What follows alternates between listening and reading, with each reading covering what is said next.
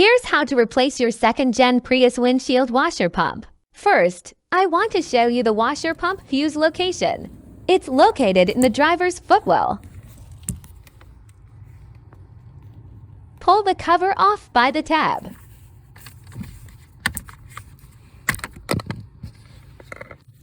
Check fuse number 5 for the washer pump.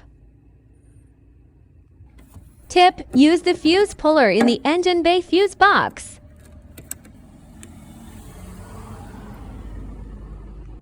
Pull out the fuse and check it.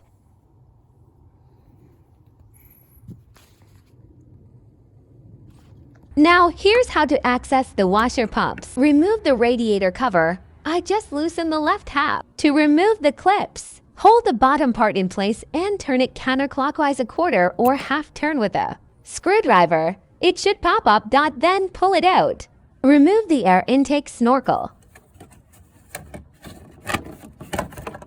Now you can see the washer pumps. The left one is for the rear washer. The right is for the front washers. Press the tab and pull to remove the connector.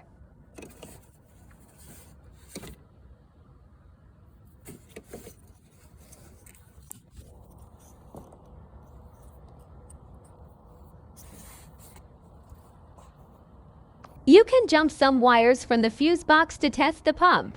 Left is power, right is ground. Like and subscribe if you like this.